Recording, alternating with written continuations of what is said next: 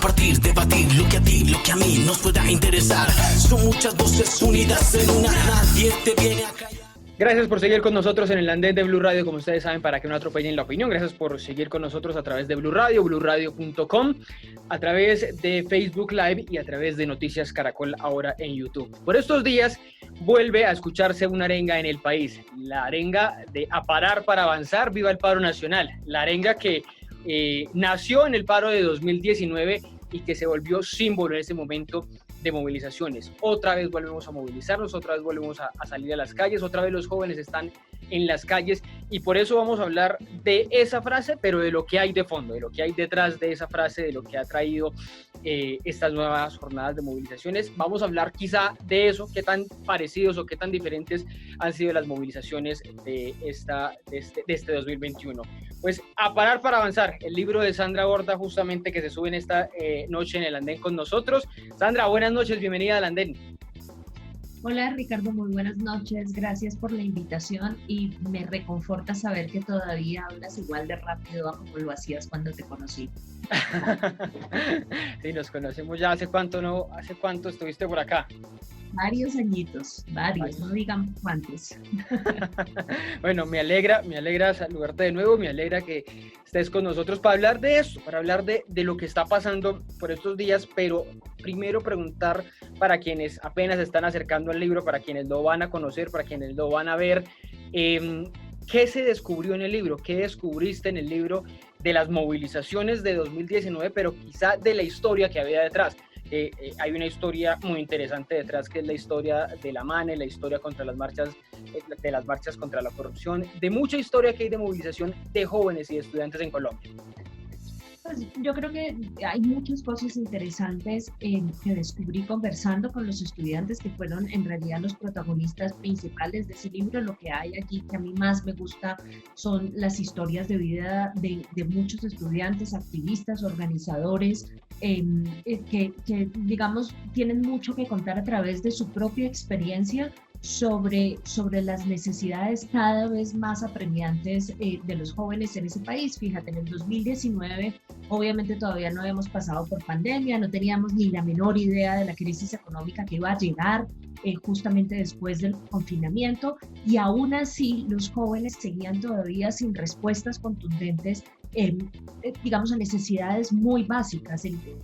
Habían estado peleando, lo han hecho desde hace mucho tiempo por el acceso a la educación, el mejoramiento de la educación pública, la inversión adicional del gobierno en la educación pública, y creo que una de las cosas más interesantes ha sido observar cómo con el paso del tiempo estudiantes de universidades públicas y estudiantes de universidades privadas se han ido articulando, organizando y empezado a actuar ya desde hace algún tiempo colectivamente para hacer demandas que tienen que ver con el mejoramiento de la educación pública, pero por supuesto también con el acceso a la universidad privada, la deuda con el ICETEX, los efectos colaterales de ser filopaga y demás están por supuesto en el centro de sus preocupaciones. Estamos viendo una continuación muy seguramente de lo que pasó en 2019. Esa fue como una semilleta que la pandemia del coronavirus pues la frenó. Pero ¿en qué puede terminar este paro? Porque hemos visto unas movilizaciones sostenidas, unas peticiones muy dispersas por parte de los jóvenes que tienen, obviamente en el centro la educación, pero quizá muchos otros temas. Con lo que se vio en ese momento y con lo que se está viendo en este momento, ¿en qué puede terminar esto que estamos viendo ahora? Pues yo fíjate que no creo que las peticiones de la gente en el paro sean tan confusas y sean tan diversas como fueron en el 2019. Yo al contrario creo que en el 2019 la agenda era mucho más amplia. En el 2019 obviamente estaban los jóvenes hablando de educación, pero te acordarás, también hubo una marcha de feministas que tenían peticiones concretas en materia de igualdad de género, había componentes medioambientales, había insatisfacción por el gobierno por el desempeño en materia de la implementación del proceso de paz y la defensa de los derechos humanos. Digamos, era una agenda mucho más diversa. Esta agenda, siento yo, es una agenda muchísimo más clara, es una agenda de reivindicaciones económicas, es una agenda que está buscando enviarle a la sociedad colombiana y al gobierno el mensaje de la dificultad terrible y la desesperación que trae esa dificultad en la que han quedado muchísimas familias después del confinamiento, el enorme obstáculo que existe a la hora de entrar en el mercado laboral, digamos, la dificultad para recuperarse económicamente después del confinamiento. Fíjate que las cifras que da a conocer el gobierno, no solamente en materia de pobreza, sino en materia de desempleo juvenil en las zonas más marginales de las grandes ciudades colombianas, bien pueden estar muy en el centro de las causas y el origen de lo que estamos observando. Entonces siento yo que el mensaje es mucho más claro y además me parece que como sociedad ya casi que estamos de acuerdo en qué es lo que hay que hacer, digamos, aquí no hay que inventarse grandes fórmulas sobre cómo lidiar con esta situación. Las propuestas de la renta básica obligatoria, de la matrícula cero, de la retrotracción de la reforma tributaria del 2019 y demás son cosas en las que ya estamos todos de acuerdo. Aquí el problema no es de identificación de demandas ni de identificación de soluciones. Aquí el problema, siento yo, está más bien en el centro de la clase política de este país y particularmente del gobierno, que están tan supremamente debilitados que no han podido construir un consenso lo suficientemente sólido para poder andar las reformas necesarias. Estamos viendo y contaba ahorita un poco sobre ese recorrido que se hace en el libro del pasado y del presente, bueno, el presente de 2019. ¿Por qué los jóvenes de 2011, por ejemplo, tenemos ese caso de la MANE, la Mesa Ampliada Nacional Estudiantil, fueron los primeros descubrimientos que yo hice en periodismo, que era estar con los jóvenes que estaban contra la reforma de la Ley 30, que finalmente se retiró, se cayó, no la presentaron? ¿Por qué esos jóvenes no tuvieron el mismo impacto? Las marchas, sus movilizaciones no fueron tan sostenidas, tan fuertes como las de 2019 y las de ahora. ¿Qué les faltó a los que antes venían, los que venían atrás?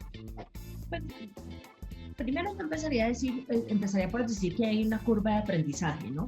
La movilización es algo en lo que constantemente se tienen que estar renovando repertorios y renovando formas de comunicación con el resto de la sociedad.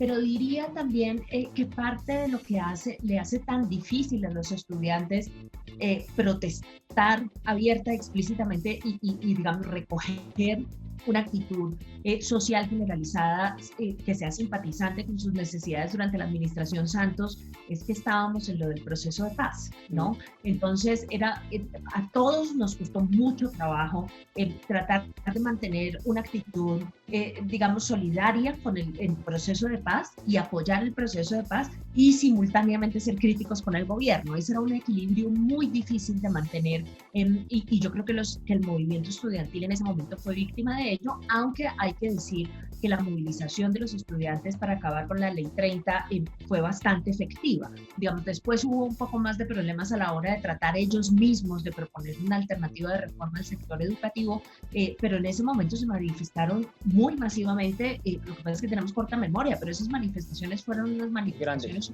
sumamente masivas y uno de los antecedentes más importantes de las manifestaciones que vemos hoy. Y añadiría una cosa, y es que en ese momento todavía no se había terminado de consolidar esta alianza entre los estudiantes de la universidad privada con los estudiantes de la universidad pública.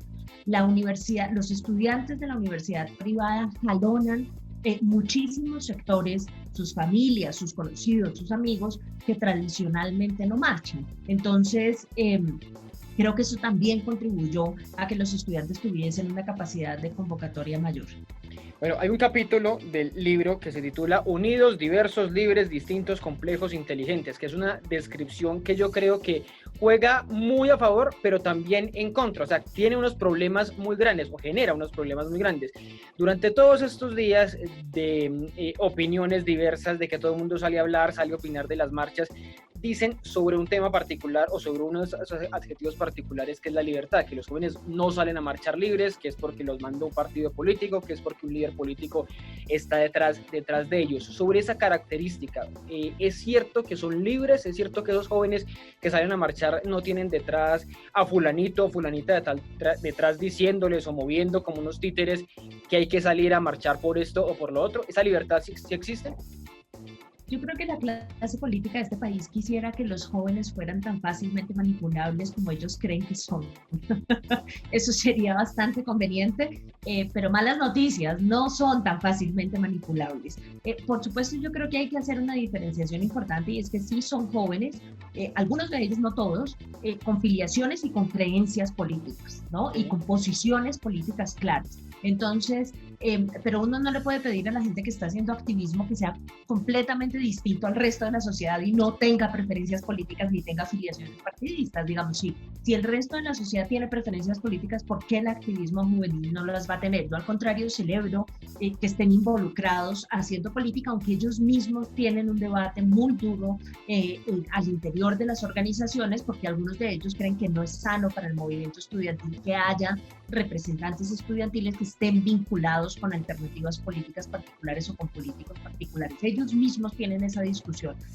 Pero lo que sí es cierto es que hacen una tarea muy interesante, y es que se documentan muy bien, digamos, no se quedan en el eslogan, no se quedan, digamos, en la parte más superficial de las demandas, sino que hacen un esfuerzo por documentarse. En el 2018 hacen una cosa súper interesante, y es que se cansan de que los gobiernos todo el tiempo les estén diciendo que no hay plata para invertir en educación, y ellos mismos se sientan a hacer un estudio del presupuesto y le dicen al gobierno: mire, no, aquí tenemos una sugerencia de dónde puede sacar la plata. Y no es para nada ingenuo, no es para nada absurdo lo que plantean. Entonces, yo creo que es subestimarlos muchísimo pensar, uno, que no están informados, y dos, que son fácilmente muy manipulables políticamente.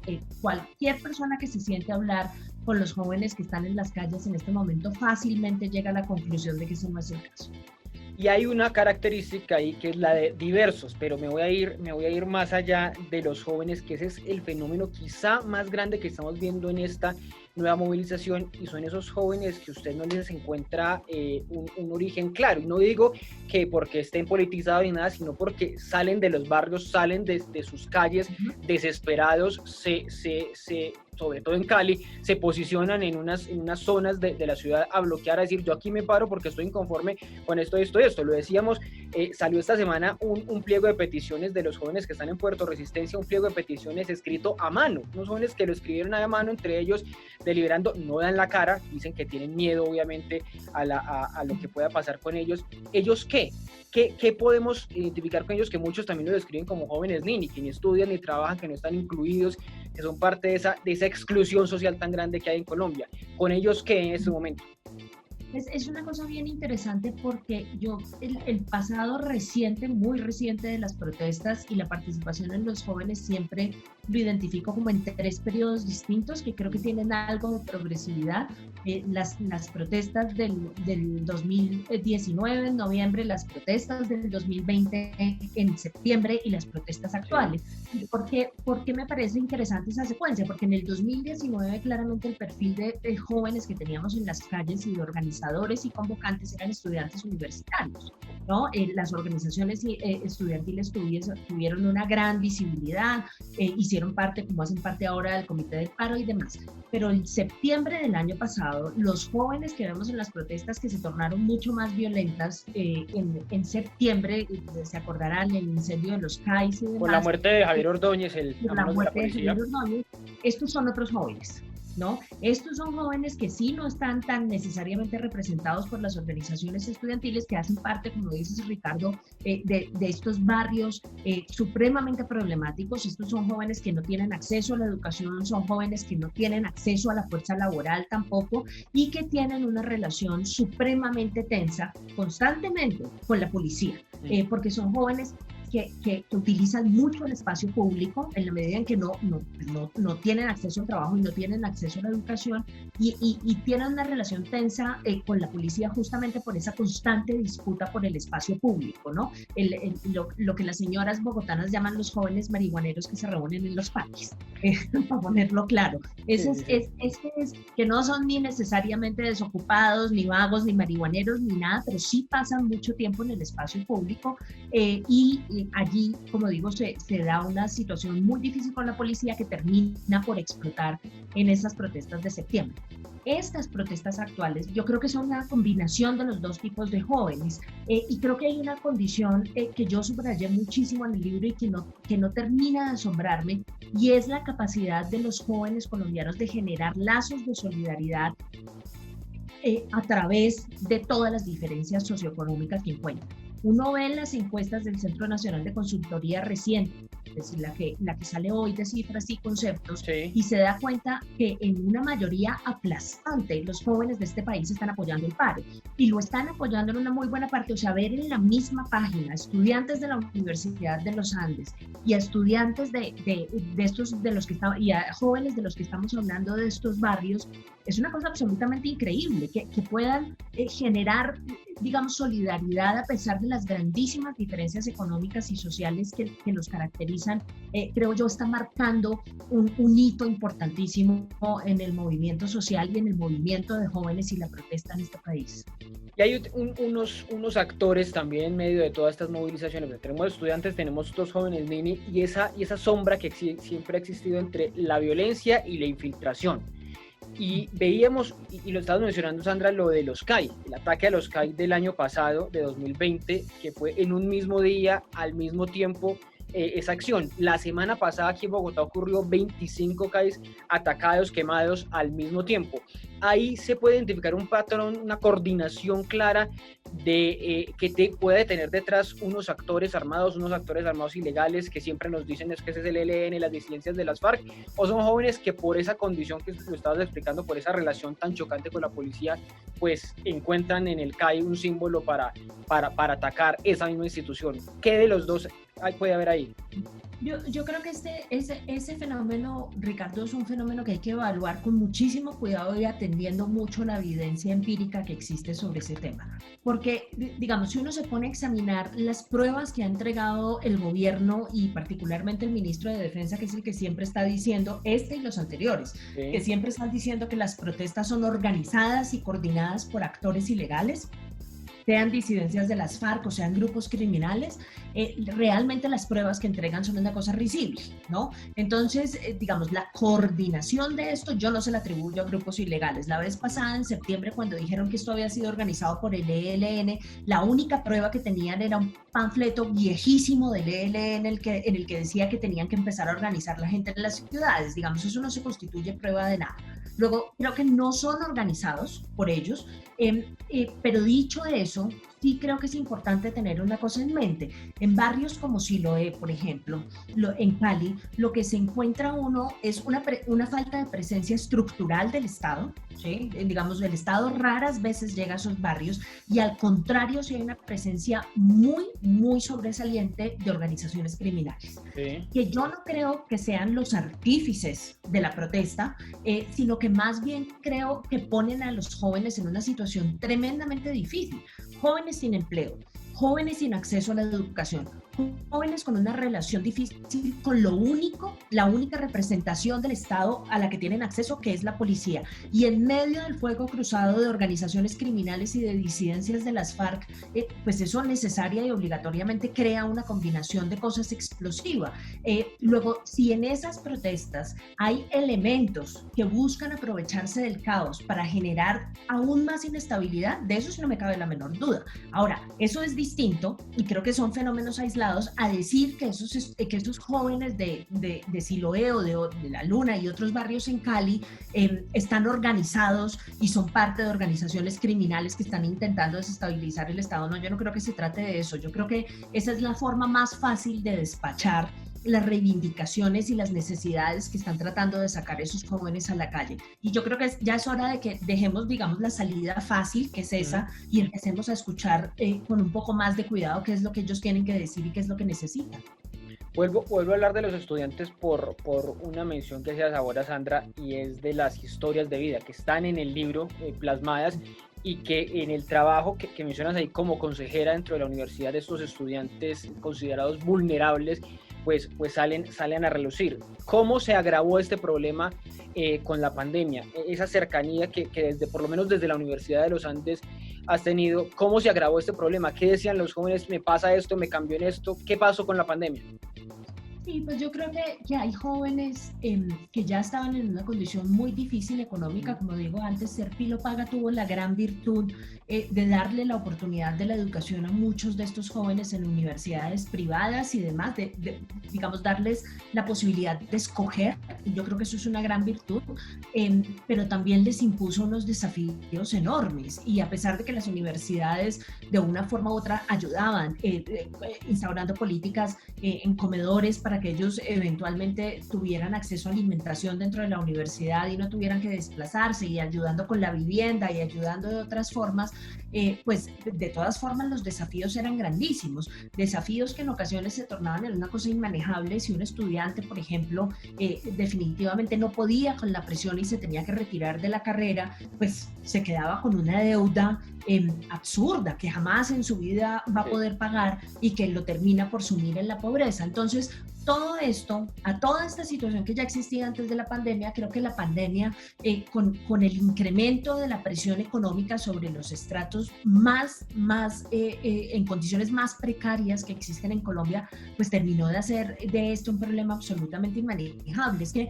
digamos, yo no me canso de repetirlo, la banca internacional, el Banco Interamericano de Desarrollo, el Banco Mundial, todo el mundo dijo, el gran efecto, el terrible y dramático efecto que va a tener el confinamiento como política para lidiar con la pandemia va a ser el empobrecimiento adicional de aquellos que ya estaban en una situación difícil. Digamos, los que más van a sufrir eran los que ya estaban sufriendo antes de la pandemia. Entonces, es a veces difícil entender el trabajo tremendo que le cuesta a la gente, digamos, ponerse en los zapatos del otro y digamos, generar algún tipo de empatía con unos jóvenes que en el momento de su vida que deberían estar haciendo planes hacia el futuro y construyendo perspectiva y mirando hacia adelante, pues básicamente lo que tienen es un muro enfrente absolutamente insuperable y cero oportunidades. Uno de los temas para salir de ese lío es el de la matrícula cero. Lo estaban pidiendo los estudiantes, el movimiento estudiantil desde el año pasado, que se mantuviera, que fue una política, se lo pedían a cada universidad.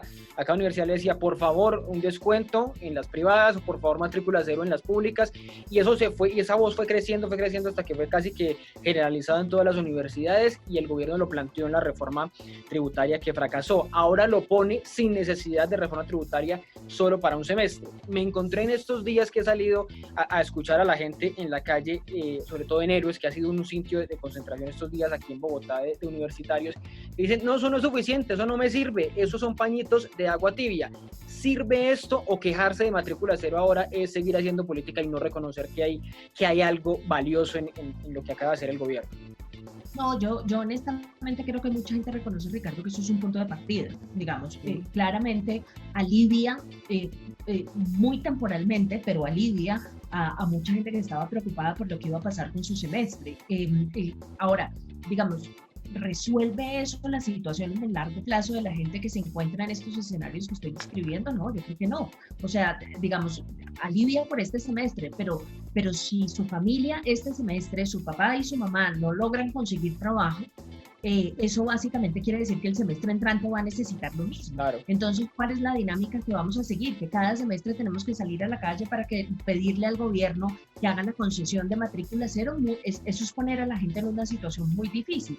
A mí lo que me preocupa de la situación actual, Ricardo, es que por cuenta de estar constantemente convirtiendo la protesta en un escenario de orden público solamente, digamos, yo siento que hay un nivel de desconexión muy grande con lo que la gente realmente está pidiendo. La gente no está pidiendo que le regalen nada, ¿sí? Está pidiendo trabajo. Los jóvenes están pidiendo trabajo, están pidiendo acceso a la educación.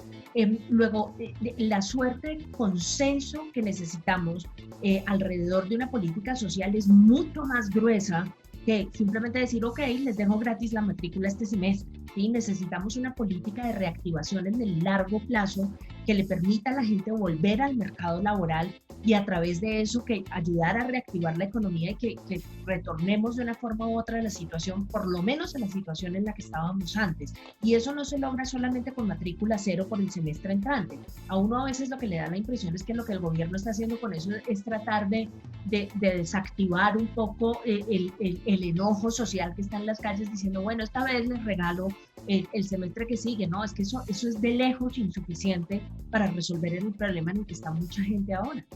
Sandra, una pregunta pequeña. ¿Viene Parar para Avanzar 2? Porque toca hacer algo con este 2021. ¿O qué ha pensado con este nuevo movimiento? Yo creo que todos tenemos el compromiso ahora que se ha activado la protesta social, Ricardo, de ponerle cuidado mucho más sistemáticamente a lo que pasa en materia de movilización.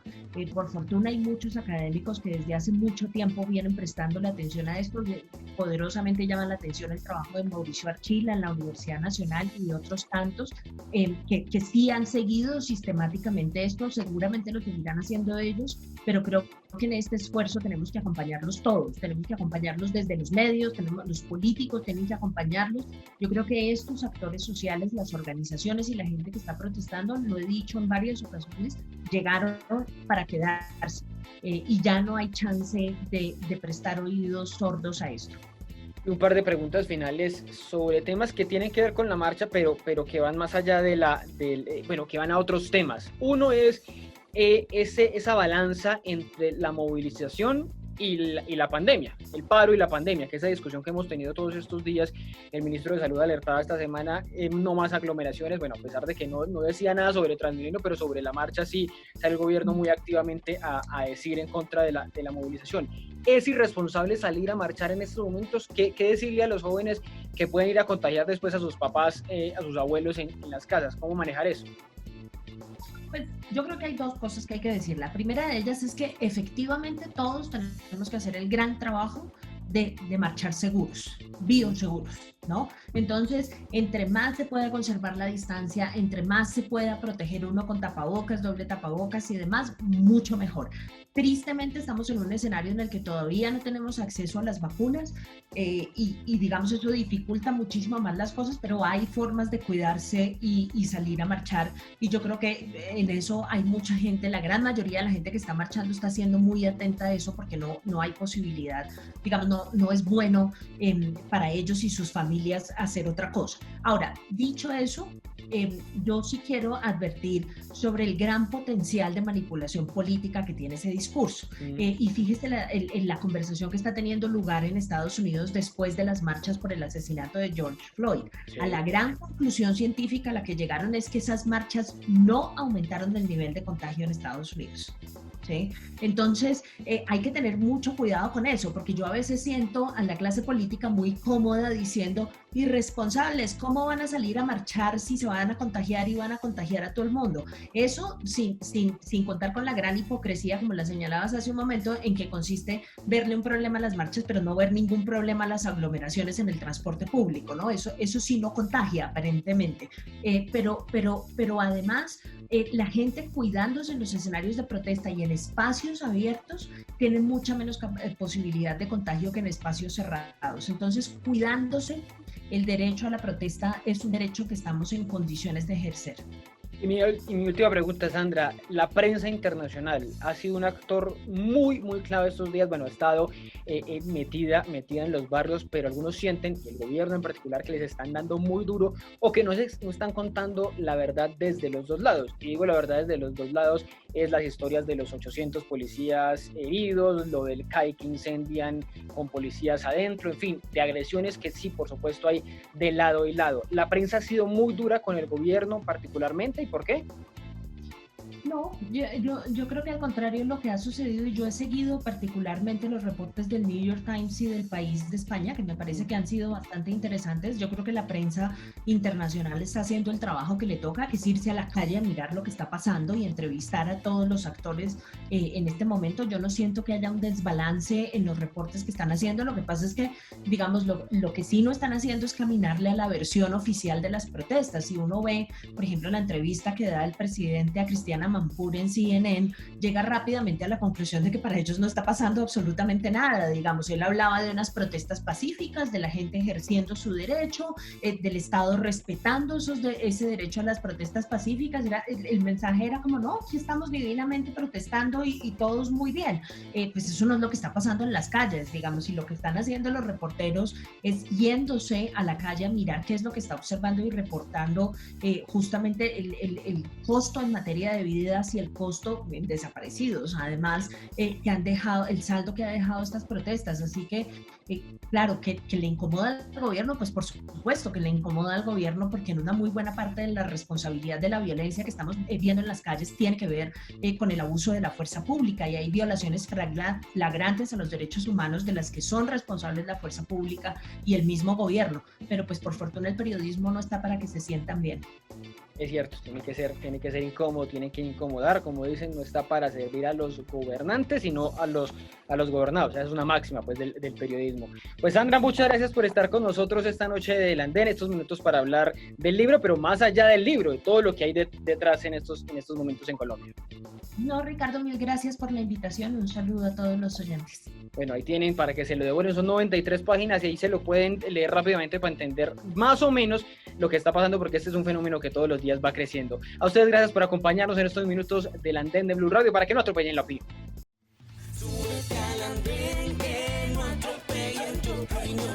Súbete al andén, que no atropellen tu opinión. Aquí tú podrás compartir, debatir lo que a ti, lo que a mí nos pueda interesar. Son muchas voces unidas en una, nadie te viene a callar.